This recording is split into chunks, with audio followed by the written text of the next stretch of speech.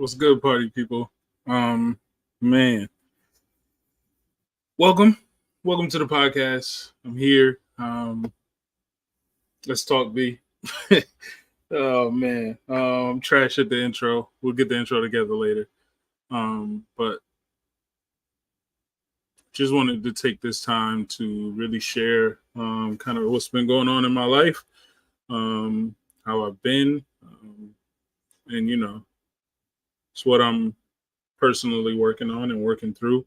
Um, as you can read from the title, life has been life, um, life and for real. And it has been definitely a challenging time for me, and a challenging time to process in a healthy way. And I think that's one of the overall things that I'm working through right now is just how to process life, the good, the bad, the ugly, the in between, the great, process it all in a healthy way. After realizing that, for the majority of my life, I've definitely, I haven't been the healthiest person. I haven't been and process things in the healthiest way. I've leaned into vices in good times and bad times. So, um, yeah, it's challenging to now uh, do the work to make my vices uh, not my place of comfort and my place of peace. Um, so that's been, yeah, the biggest thing. Just to, I guess, say some of the things that's been going on. I lost my grandmother last month. She was integral in my life. Part of the reason why I love music so much. So anyone that knows me and knows that I'm a music lover, she is definitely one of the people that helped instill that in me. From living with her when I was younger, even to having the opportunity to bring her to Nashville and to enjoy the National Museum of African American Music with me. It just those moments in that time and her love of music being passed down to me is unreplaceable and or irreplaceable, whatever way you say it. Um, so yeah, I mean that was definitely a tough thing to hear and a tough thing to go through and process. We, I think we did good though as a fan, and for myself, I think I did good. Uh, Not to allow that loss for myself to send me into spirals. To take time to celebrate her life and appreciate the fact that she is in a better place and she is no longer in pain. She's no longer dealing with pain. She's passed on, and from that perspective, it's time for me to take up and and just be. I think that's one of the things in reflecting on my grandmother's story, one of the things that like pains me is the fact that I don't know if she ever really had the opportunity to just be herself, to just explore herself, to really find herself. I think she had from a young age a bunch of responsibilities um,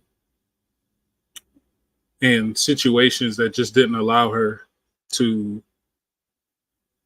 live, not to survive, and not to always think about and worry and be anxious for what's happening next. To really just explore and allow that to just come. So it's definitely part of what I'm taking in her passing as my, I guess, mission moving forward, to not have that same story, to take the opportunity to stand on her shoulders and live. And that's yeah, man, that's kind of the piece I'm taking from that, is to live, to be the best version of myself I can be, to represent myself in the best way possible, to show up in the world, to my family, to my friends, in the best way possible. And it's definitely a challenge. And I've noticed it's a challenge just because of, honestly, man, just ghosts, ghosts that I'm aware of, and then some ghosts that I'm not aware of, things that, I've done and not processed in a healthy way and struggled with, and also things that are a part of my, DNA in my family, things that are passed down that I probably didn't, weren't healthy, but it was how we survived. Um, and so now, really working on and focusing on how do I show up better. And honestly, man, this podcast is one of them. Is talking about what I'm going through, how I'm processing, and also the joys of this process. One of the things that I've found to be a joy is that I get to explore, the question of then what. I think part of one of my major issues has been, anxiety, struggling with anxiety, and always questioning and wanting to know what was next or what was coming. I have a strategic mind, and so I try to plan and orchestrate my life to, work in a certain area and work a certain way. But life be life, and so it don't always work like that. So now, really having to dive into the question of what if, and not responding in the same way that I used to, which was just I failed or something went wrong. So that's not the path I should take. I need to come up with a better strategy to try and do it again. Because that left me in a place of analysis paralysis a lot, and struggling to really find the answers I was looking for. And I think I'm now realizing that sometimes you find the answers through just doing it again, not waiting for that answer to show up or waiting to develop the strategy to make it work, but just do it again, and do it again and do it again and do it again until the answer comes. I've probably recorded 10 different podcast episodes and just never felt like it was it. And so I would stop and start over from the planning stage. And, a lot of great ideas got stuck in that stage. A lot of great moments and opportunities to share got stuck in that stage. And so now I'm just committed to not doing that. Even if I fail, even if it goes wrong, we're just going to do it. We're just going to do it. Yeah. And so, man, part of my journey currently is really understanding what it means for me to go through, and not even necessarily suffer, but just embrace disappointment, embrace missed opportunities, embrace actions that didn't yield the results that I wanted, and do it in a healthy way. And I feel like in a lot of almost every area of my life, I am, going through the fire. Life is like for real, y'all. Life is life. But I know, for some reason, I have a different level of peace and calm, and just, I think, confidence that, no matter what is going on, no matter what is happening, I'm going to get through this, and I'll be better on the other side when I get through it. And I think I always have known that, but devices, man, drinking, smoking, playing games, not taking care of responsibilities, falling into depression, or giving into anxieties, like all of it has been and led me kind of to this point where I know that those things don't work. in the end. They provide temporary fixes, but the issue is still there afterwards. And I'm tired of being in that place where the issue is still there. So, like, really focusing and making sure that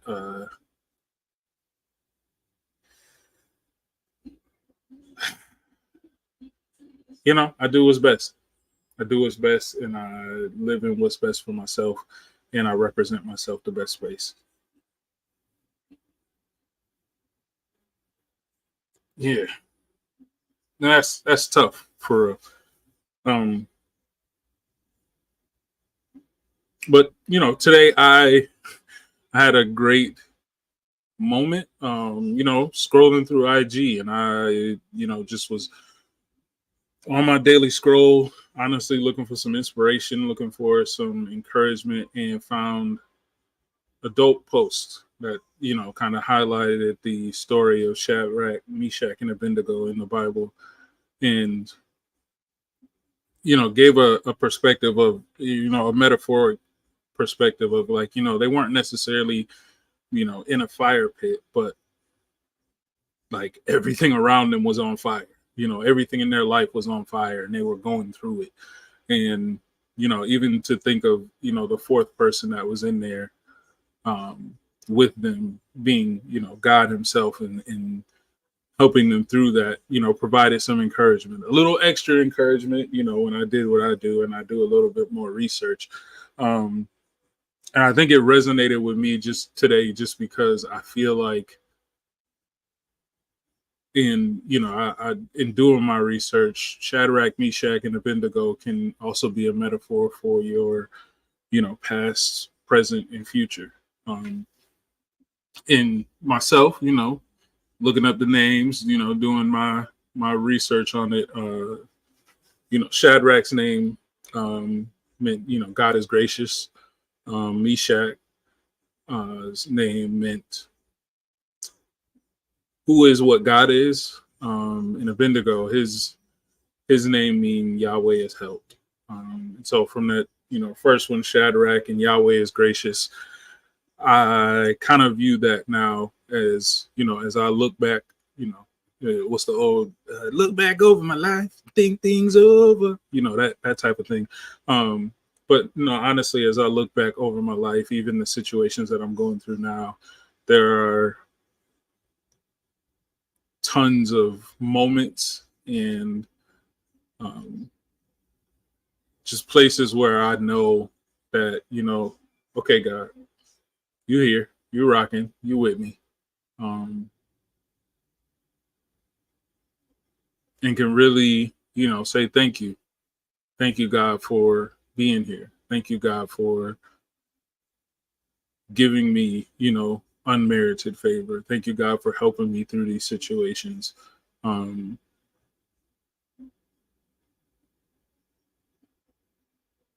and, to a larger extent, also, just in reflection, noticing that God was there, noticing that God has helped me through all of these things. And even in moments where I questioned that, God was still there and He was still helping me. And moving on to kind of that being kind of the past perspective, Meshach being the present and who is what God is. And so, thinking about that for myself, nobody has been what God has been for me. And what He is for me right now, because He is that peace, and He is that sense of focus, and really right now self-belief. I don't necessarily know why God is giving me the gifts and talents that He's given me, or even called me to do something like this that is a podcast. But I know that anytime I've embraced what God has given me, and who He's been to me, I've won. In the end, I've won. I've been better for it. I've achieved. I've lived. And it's just a real moment of just recognition that no matter, friends, family, mentors, enemies, anybody, like no matter who's around me, or who has influenced me, who has supported me, God has been the one consistent presence throughout all of it. Um, and there's also, I think that's also allowed me to have some grace for people that I felt like left me or did me wrong, or didn't provide the support I was looking for from them. Just to know that it wasn't necessarily their job to do that all the time, um, and to let go of those feelings, which is a process that I'm still working on. But let go of those feelings and the grace that I receive. Um, and so it's yeah, that question of who is God, or who is what God is profound, and also humbling. Um, because even when you think for yourself that I can do this, I can make it through this, it's like, yeah, you probably can, and there'll be a bunch of times you won't be able to, but God can get you through anything. And focusing on that, and hearing his voice, and using the gifts and talents he's given you is the way through. And moving on to the future, um, Bendigo and Yahweh has helped. I think that's like the testimony stage of, like, I've been through so much, and being able to tell the testimony, and being able to reconcile in the moment that, like, what, God helped me through this all. There isn't a moment where I can't see God in my life if I really pay attention and look for it. Like, there aren't those moments for real. God has been there. God has been faithful, and I'm looking forward to the opportunity to say that about my current situation, about everything that I'm going through right now, and to again, be thankful, and to go through kind of this whole process again of, what, as I look back, God, you were gracious. You did a lot. You helped me through a lot. And in the present moment, to be able to say, who is what God is. Who can support me in this way? Who can be the help that I need? Who can be the source of love, strength, and support? And again, to be able to tell the story afterwards that I wouldn't have made it through this without God. Because He helped me, and He was a rock for me. Yeah, and so I think I'm gonna leave it there. Do some reflecting, journaling. Journaling has been a struggle. And I'm working on a poem that's probably been about 6 years in the making, of just really exploring for myself why I'm so scared to write. And one of the things that keeps coming up is, like, I'm scared to write because I'm scared that my own self-awareness will challenge me in ways that I don't necessarily want to change. Um, and then what that means if I don't change. um, and that, also everybody will see me. And it's one of the things that I struggle with myself, just because I'm a quiet person. I'm often to myself. I don't need everybody to see me or to be the loudest person in the room. And I'm also very protective of me. And so putting it on paper, and then, putting it out to the world, um, and even, the pieces that don't make it to the world, to have to look at it and know that, this is where my head is, whether it's healthy or not. And if it is healthy and I don't feel healthy, why is that? Or if it's unhealthy and I want to be healthy, how do I get there? All the questions and things like that. But really taking the time for myself to write, to embrace that gift. Scary, bro. Uh, Otherworldly scary because again of I think ultimately that if that is where I am, it's going to require me to change. And for me, not knowing what that change means is scary.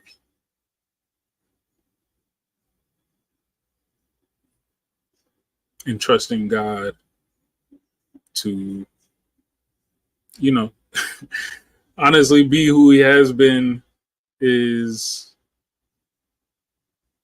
scary. Just like the trust and having faith of no matter what things look like, no matter where I am in life, God's there, God's working, He's got me, and I just got to do what He told me to do. And I'm not going to know the outcome. I'm not going to know how it's going to happen. I'm not going to know, the steps that's going to, happen in the background that'll make, my wildest dreams come through or elevate me to the next level. But really just having to do it because that's what God called me to do. That's what He's asking me to do. That's that's what I need to do. So yeah, this is the end of episode 1. I ask that you pray for me, and we'll do this on a weekly basis on probably Fridays or Saturday mornings and get the rhythm right. But we're gonna be consistent. We're gonna take 52 weeks of just consistently starting out, sharing where I am, what I'm going through, encouragement. Hopefully this encouraged somebody else. If things are going crazy in your life, man, that look at Shadrach, Meshach, and Abednego, man, and think about what their names mean, and reflect on who God has been for you, who He is for you right now, and what your testimony will be in the end. It's not going to look good. It's not going to feel good, but it's all good. It's all going to be good. All right.